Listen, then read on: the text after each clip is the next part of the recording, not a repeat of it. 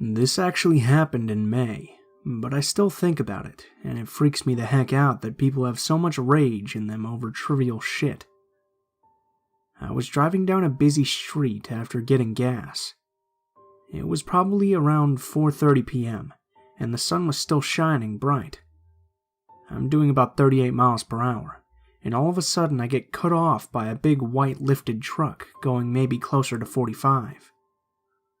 I have to hit the brakes because he swerves right in front of me in the middle of moderate traffic, and I honk to basically let him know that's a shit move. As we both drive about half a mile down the road, we come to a stoplight. This is where shit gets scary. This guy, maybe early 50s, overweight Mexican with a graying buzz cut, gets out of the truck and is yelling and waving his hands at me, getting closer to my car. I crack the window very slightly, just so I can hear what he's saying. He's screaming about how if I'm bothered by him, why don't I get out of the car and do something about it? I'm pretty flabbergasted because I'm a 5'5" woman about 25 years younger than him, and homeboy has no qualms about yelling obscenities at me, including one in which he threatens to snatch me up out of my car. When someone says they're going to snatch you up, it basically means beat the hell out of you. A grown-ass man making very gruff, violent threats to a female much younger than him, in broad daylight, with several people obviously watching. Yet they don't help or get involved in any way. What jerks. By this time, my window is back up, but I'm recording him and getting his plates. He sees this, yet is not fazed or compelled to stop. He continues to scream, and works himself to such a point that he's turned a deep purple. As he sees cars in front of him moving, he jumps back in his truck and takes off. I make a point to turn in a direction I don't need in order to try and lose him. After I go around a block in a neighborhood, I turn back onto the busy street and into my own neighborhood. But who's there waiting for me? I don't know how he saw me, but at this point I'm freaking out, and for very good reason. He guns the gas and comes right towards me like one would do when playing chicken, veering off at the last second to avoid a collision. He then attempts to turn around at the end of a block. I'm now going about 55 miles per hour right through a school zone and residential area to get the fuck away from him. For a split second, I think about heading towards the police station, which is on the other side of town, but I'm so freaked out that I just don't care. I see his truck go down the next street. I dial the police and put them on speaker as I'm driving out to the nearest busy street. They're pretty quick to assist a damsel in distress, and within about a minute and a half I see a patrol car coming towards me. I pull over and wait, still glancing over my shoulder to see if Psycho Buzzcut is still following me, but I don't see him. I don't want to drive to my house at this point, because I don't want this guy knowing where I live at all. The cops pull up and take more info from me, and I show them the video and photos I took of him on his rant and of his truck with plates. And the cop inside the car enters the info I gave, and says I don't have to worry too much because he lives in another city. Like that's going to stop this guy from being a crazy dick. They said they put an alert out to surrounding cops to pull this dude over if they see him, and tell him basically that they know what he did, and that he can't fucking harass people because that's childish and insane. Something to that effect, anyway. I'm still trying to calm myself down and stop crying. I'm also trying to make a phone call to my mom, because after something like that happens, you feel like you need your mom to tell you it's alright. The cops say they'll follow me to my house, and I'm happy for that. Once we get there, the cop I spoke to said they found the guy and pulled him over. I'm not sure if that really happened, or if he just said it to make me feel better.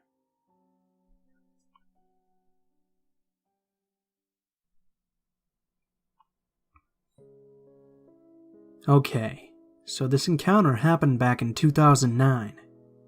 I was 17 years old and in year 11 at high school. It was a weeknight and I had just left my then boyfriend's house, probably around 6 p.m. to catch the train home. I caught buses and trains everywhere, so I had the pleasure of bumping into a lot of quirky people quite often, but this night was different. I was waiting at the train station. It was still somewhat light out, and I was the only person on the platform at that point. Because around that time of day was still considered peak hour, I usually didn't have to wait long for my train. But on this fateful day, it had been delayed. I was sitting halfway down the platform on a bench, and about 10 to 15 meters away, a man joined me in waiting for the train. He had a phone to his ear and was quietly talking to someone. Obviously, I thought nothing of it. A few minutes passed, and I noticed the man had hung up his phone, was slowly edging closer to where I was sitting, shooting me quick glances. Now, I suffer from fairly terrible anxiety, so I immediately start feeling a little nervous. I watch his movements out of the corner of my eye. He's a tall, muscular-looking man, probably in his mid to late 20s. Sure enough, he's eventually made his way over to my bench, but doesn't sit down. After a few minutes of silence, he says, "Hey," and I look over at him, pretending I didn't just watch him slowly walk over to me and say hi back. "Where are you going tonight?" he asks, barely making eye contact with me. I'm just going home." He's silent for a while. I was praying he'd just walk away, but then out of nowhere, he begins telling me how sexy I look. Now, I remember at the time not getting scared at how abrupt and inappropriate his comment was, but laughing instead. I was tired, wearing no makeup, hair in a messy-ass bun, and I was wearing one of my boyfriend's giant jumpers. I looked like a big, ugly ball, and I seriously thought this guy was kidding around. But he looked unimpressed, almost angry when I laughed. Uncomfortable again, I just murmured thanks and kept my head down, scrolling aimlessly through my phone. He then asks me how old I am. I tell him 17, which is underage, but that definitely doesn't deter him. "You should come with me," he says, and I immediately begin to panic all over again. But because back then I was way too polite, I never wanted to hurt anyone's feelings. Instead of telling this guy to leave me the fuck alone, I started making up shitty excuses why I needed to get home as soon as possible. "I have family coming for dinner. I have so much homework, and I'm not feeling very well." He looks annoyed, but ignores everything I've just said, and tells me there's a party tonight, and he wants to take me. Without thinking, I blurt out, "What the hell, you don't even know my name." He suddenly sits down next to me, his face serious. He tells me his car is in the parking lot about 100 meters away, and we should just go now. It'll be fun. There's drinks and music, and I'll buy you some new clothes before we go anywhere. By this point, my heart is beating out of my chest, and I just want him to leave. Other people are arriving at the station now, and I'm looking around at them desperately, trying to get someone's attention because I'm too scared to get up and move. I don't want him to see I'm scared, so I continue to smile, saying, "I'm really sorry, but I have a boyfriend and I gotta get home." "Oh, you'll forget about him." And then I see it. The most wonderful thing I've ever seen. My train was approaching the station. I was so close to getting away from this guy, but of course he saw it too. I began to gather my things and stand up, and he grabbed my arm, pulling me back onto the seat. "Let's just go for a drive." I got on my feet again and tried pulling my arm away from him, but he held on. I thought to myself, surely people are watching this, right? Someone will come and help me any moment now. But no one did. People could see me trying to get away from this man, but were acting completely oblivious to it. And the train rolled up to the platform, and people began to exit as I was trying to pull out of the guy's grasp. He suddenly let go, and without missing a beat, I hightailed it into the train carriage just before the door closed, breathing uncontrollably. People in the train are staring at me wide-eyed. No one is asking me if I'm okay or if I needed any help. I looked out the train window, and the guy is staring in the window at me, his phone now back up to his ear. As the train slowly pulls away from the station, he begins to walk back down the platform, and I'm guessing towards his car. At the time, I was just freaked out that a strange man had been so physically forceful with me. But 7 years down the track, I'm fully aware of how dangerous a situation that could have been. I know he clearly wasn't waiting for the train, and I don't want to know who he'd been on the phone with. Ever since then, I swore to myself that if I ever saw someone visibly uncomfortable or scared in public, I wouldn't turn a blind eye to it, like those people had done to me.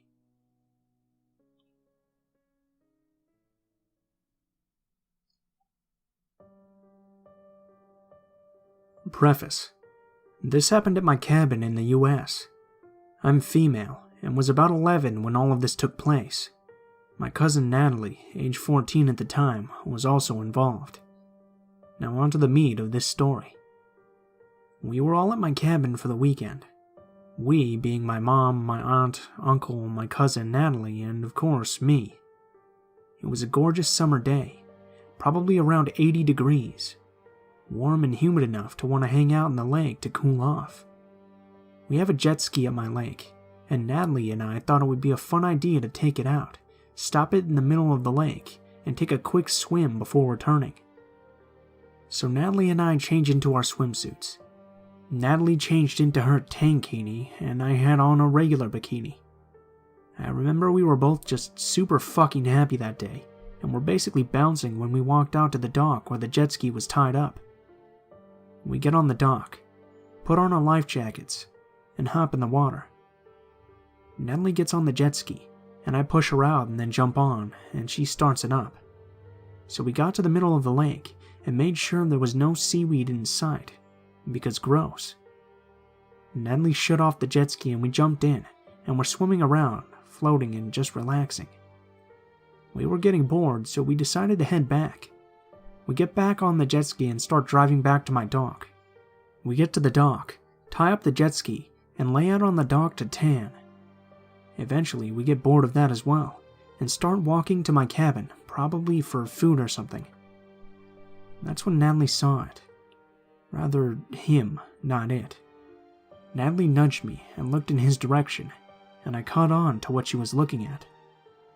The friendly, polite neighbor who had owned a cabin next to ours for as long as I could remember was standing right up against his bay window, completely butt naked, staring at us, giving a super creepy I see you as meat type of menacing grin, stroking his tic-tac of a dick. Now the window wanker was about 6 feet tall, pale as a ghost and skinny as a beanpole. He didn't look threatening by any means, but the fact that he was standing there for God knows how long before we noticed him, probably getting off on watching us lay out in our swimsuits, sends chills up my spine, despite how hot the temperature was. We run inside, literally fucking book it. My mom, aunt, and uncle were sitting in the kitchen probably just laughing, having a drink and enjoying each other's company. We run in and we just look at them. Probably we looked freaked out as heck.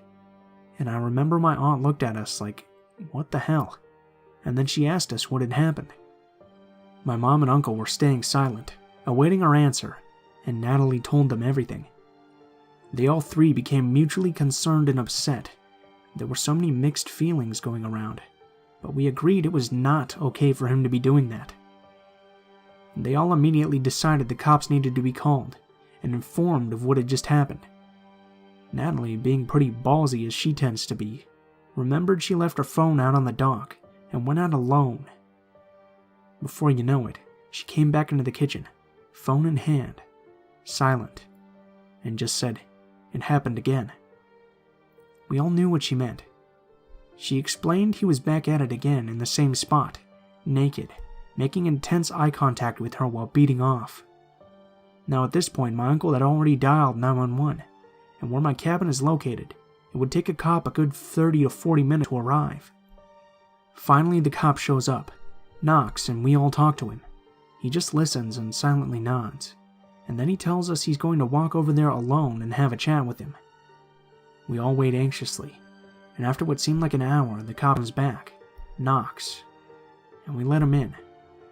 He tells us that he confronted the window wanker, and that he denied staring at us. But he didn't deny jerking off. He just said it was his right to do what he wanted in his cabin, that he was an exhibitionist and liked being nude for the public. The cop told him, "You know those girls are underage, right? You understand the severity of that." And I guess the cop said he just shrugged it off and changed subjects. Keep in mind, we used to be super friendly with the window wanker before the incident. Always waved to him, chatted with him when he was outside around the same time as us. Just usual friendly neighbor shit. He also had a wife. His wife was probably in town or away while he was doing his exhibitionist shit, or whatever he thought it to be. After that, nothing else happened with him. We didn't see him jerking off again and never saw his tic-tac again either. We did, although, see him around his cabin doing yard work, fishing, and the like. The cop directly told us that he filed a report, but couldn't press charges because there was not enough evidence. If enough interest surfaces. Window wanker never apologized to us, never talked to us again, but he would still stare and give us that menacing grin, like he did the day he was staring at us while going to town on himself. No idea if his wife or kid found out. I hope so. And 3 months after the incident, he sold his cabin to another man.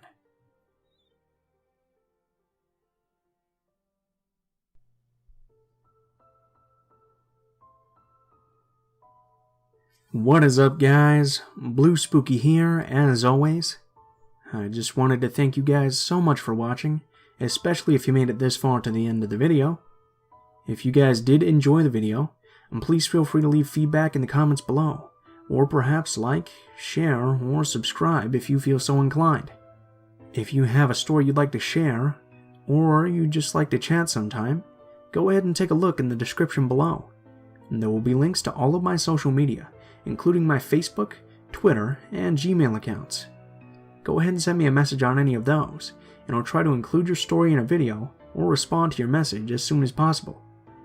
If you do decide to send in a story, please be sure to include in the tagline what the name of the story is, what the theme is if it has any, and how you'd like to be credited in the description of the video the story appears in. If you're curious at all about the music used in this video, that is always listed in the description below, by name in the order which it appears in the video, and I'll also have links to the artists as well, if you'd like to check out more of their work. So if you're curious about the music, go ahead and check down there in the description. Last but not least, if you guys have any constructive criticism, please be sure to let me know in the comments below, as I'm always looking for new ways to improve the channel. Thank you guys so much for watching, and I hope you guys have a wonderful day.